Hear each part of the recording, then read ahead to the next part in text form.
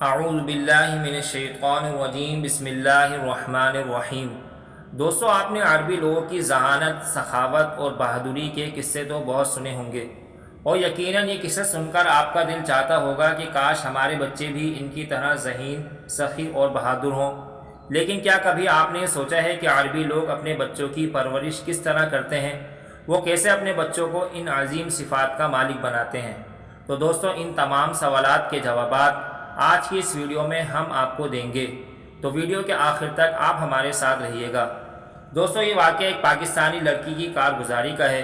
وہ کہتی ہے کہ میری ایک عربی سہیلی تھی اور اس کا 2 ماہ کا بچہ تھا۔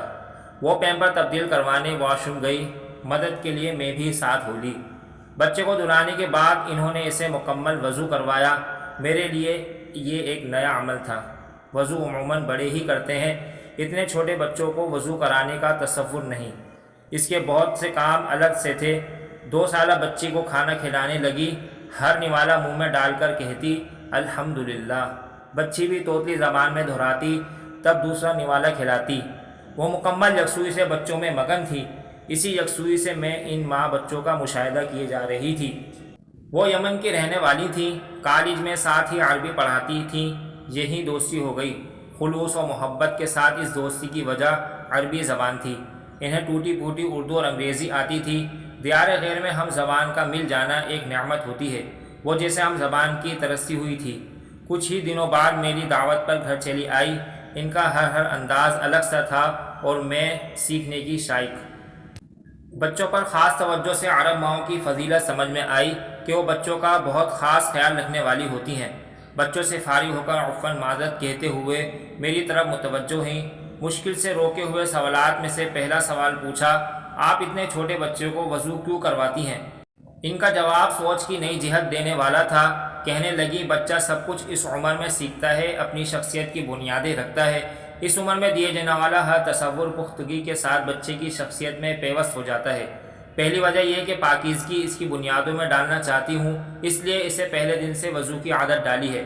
امید ہے آخری دم تک پاکی کے ساتھ رہے گا اور اس کے اعضاء وضو روز قیامت روشن ہوں گے۔ دوسری وجہ یہ ہے کہ یہ معصوم ہیں، شیاطین کے حملے بھی ہوتے ہیں، ان سے تحفظ ہوگا۔